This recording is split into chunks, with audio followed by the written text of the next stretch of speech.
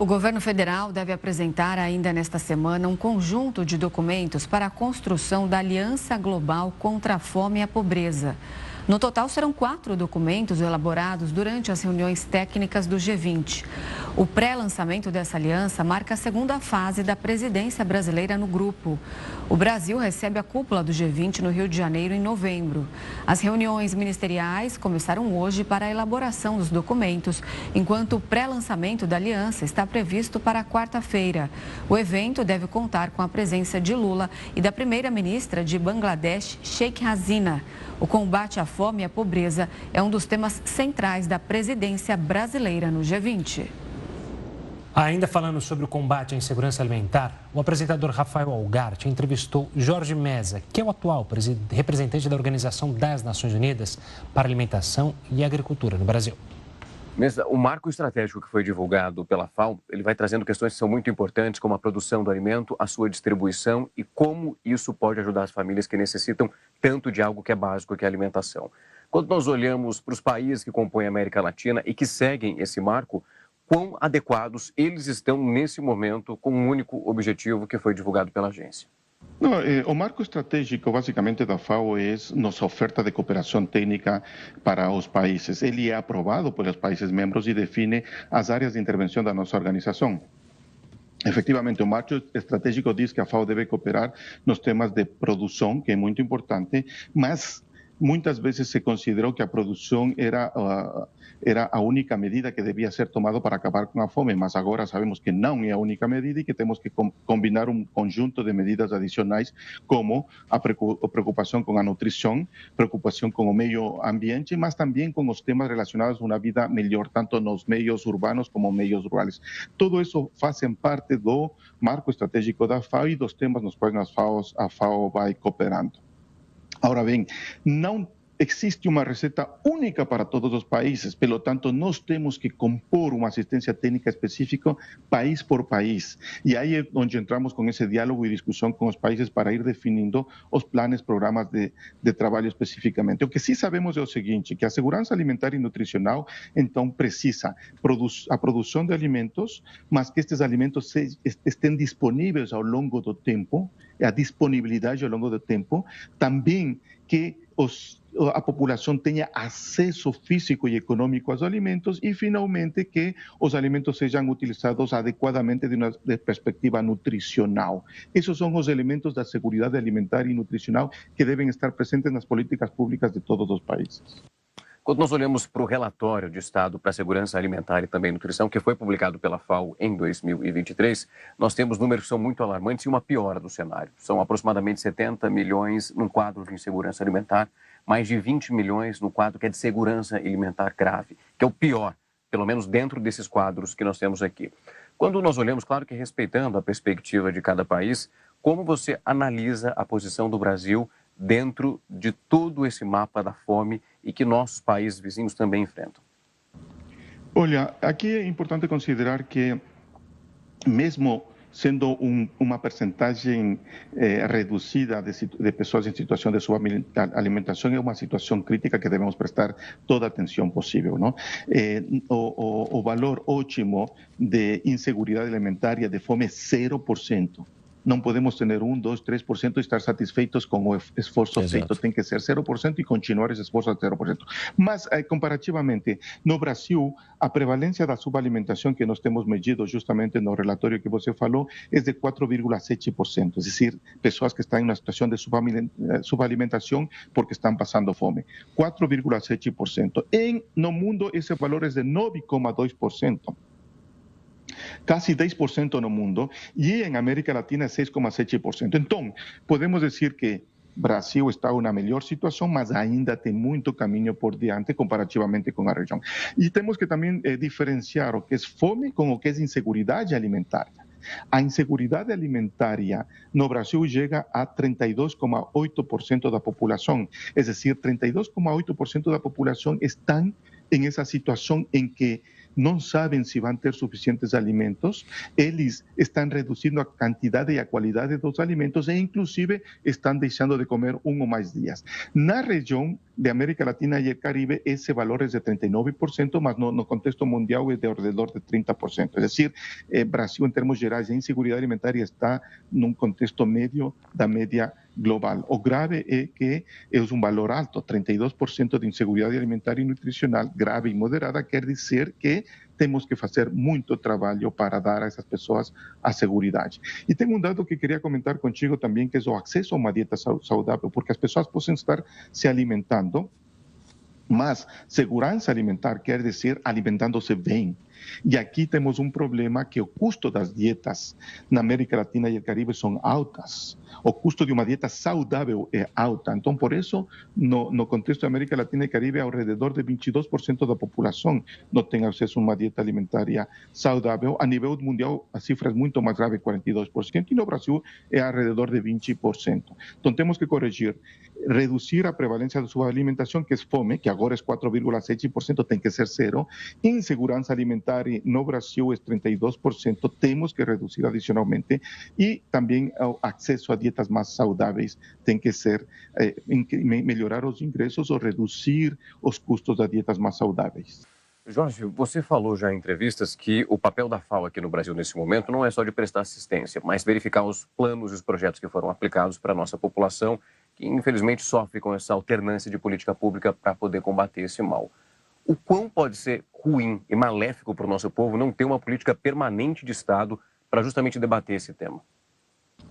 Pois é, isso que é importante, que sempre a luta contra a fome tem que ser uma política de Estado, não pode ser uma política específica de um governo. E, além do mais, o trabalho em reduzir a fome é um trabalho de longo prazo, que tem que ser, quando se reduzem os valores, as percentagens, tem que ser mantidos ao longo do tempo. Não podemos dizer, pronto, saímos do mapa da pobreza e agora podemos relaxar e podemos enfocar nossos investimentos e atenção em outro tipo de medidas e políticas que são também necessárias, mas que o tema da fome tem que ser mantido.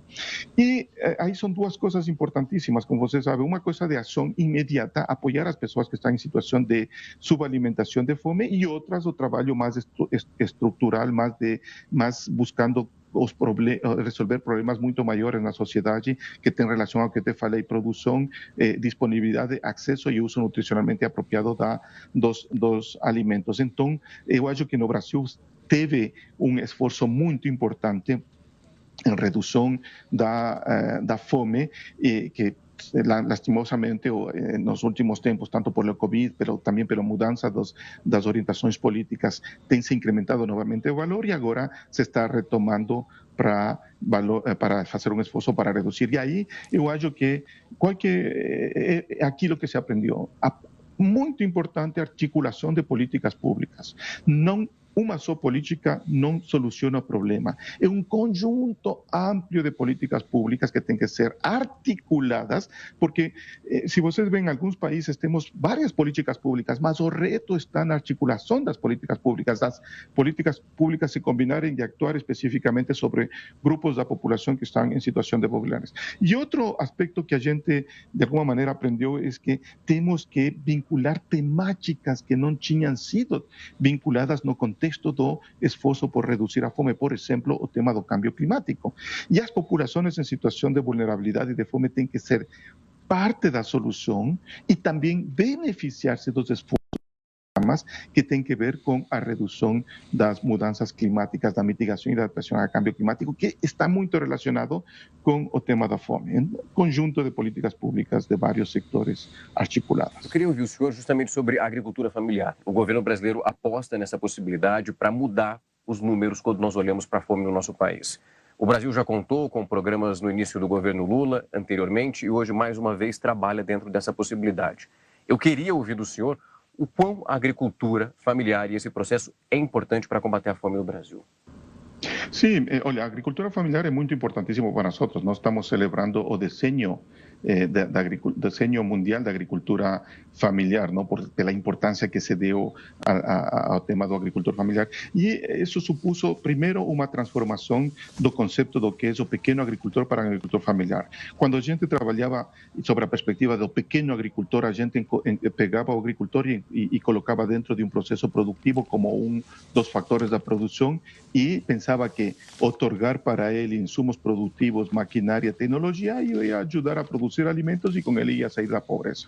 Agora sabemos que não é assim. Agricultor familiar é uma pessoa que tem uma família completa e que precisa não somente insumos produtivos, quanto todos os serviços que são necessários para uma família, saúde, educação, lazer, comunicação, todos os serviços, não?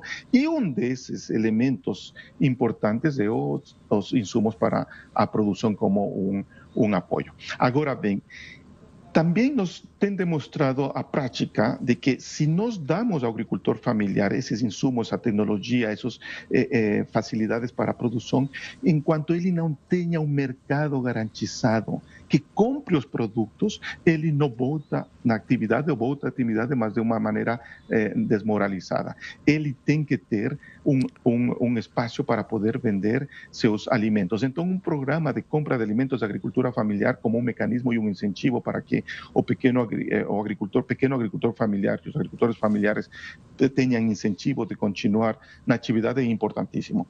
Por outro lado, temos que entender também que é uma questão estratégica de supervivência de toda a sociedade, posto que mais de 65%, 70%, dependendo do país, dos produtos que são consumidos na dieta básica, na alimentação básica, vêm dos pequenos agricultores familiares. Pelo tanto, ajudar os pequenos agricultores familiares é importantíssimo porque é um tema estratégico de desenvolvimento social em seu conjunto.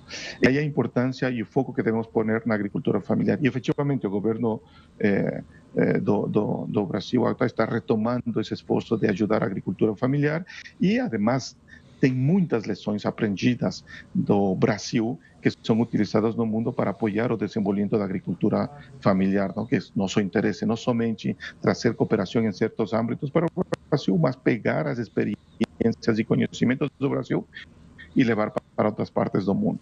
No Brasil, é muito comum as críticas quando nós olhamos para as famílias que recebem o auxílio do governo para conseguir se sustentar, comprar uma cesta básica e levar o alimento para a mesa, principalmente durante o período eleitoral. A crítica ela é muito presente quando há uma narrativa onde as pessoas ficam muito presentes e literalmente agarradas ao único candidato que permanece fornecendo aquele auxílio. Como o senhor vê essa possibilidade para que não aconteça esse tipo de comportamento e essas famílias consigam evoluir, não ficando ali tão refém de um auxílio que é importante, mas que não pode ficar servindo nesse instante como algo para garantir o voto? Pois, como eu te falava, precisamos sempre trabalhar em duas vias. Uma via de ação imediata.